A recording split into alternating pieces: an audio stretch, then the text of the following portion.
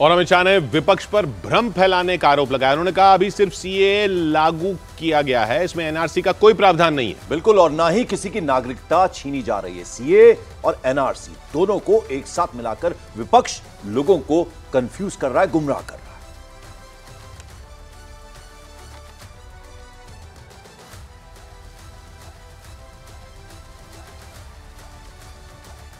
ओवैसी साहब पे आ जाती हूँ, जो आपके हमेशा ही स्पीक्स अगेंस्ट यू, तो उनके बारे में वो खुलकर ही कह रहे हैं कि ये एंटी मुस्लिम है।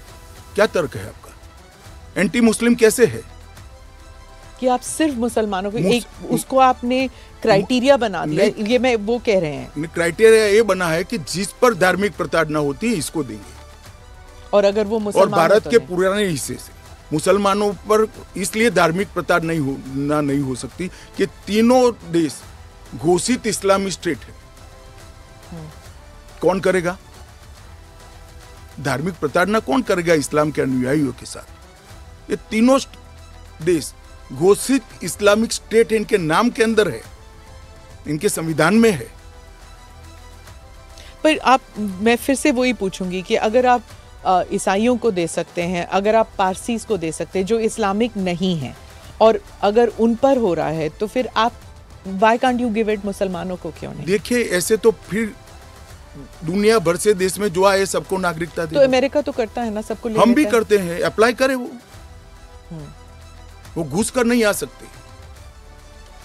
उनको ऑफिशियल एयरपोर्ट से, ऑफिशियल पोर्ट से, ऑफिशियल लैंड पोर्ट से आने की परमिशन ही नहीं है, इसलिए बेचारे घुस कर आते हैं, शरण में आते हैं।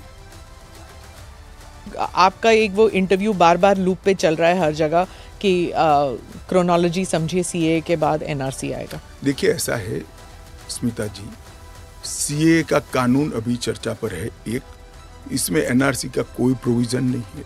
दो, इसमें किसी की नागरिकता छीनने का कोई प्रोविजन नहीं है। तीन, अगर विपक्ष को ये चाहिए कि उनसे चर्चा हो, तो कोई भी कानून करने से पहले और बाद में संसद में चर्चा होती ही है।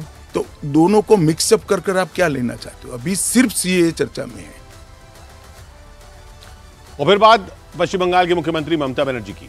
अमित शाह ने पश्चिम बंगाल की मुख्यमंत्री ममता बनर्जी पर सीए को लेकर मुसलमानों को डराने का आरोप लगाया। कहा कि ममता बनर्जी हिंदुओं और मुसलमानों के बीच खाई पैदा करने की कोशिश कर रही हैं।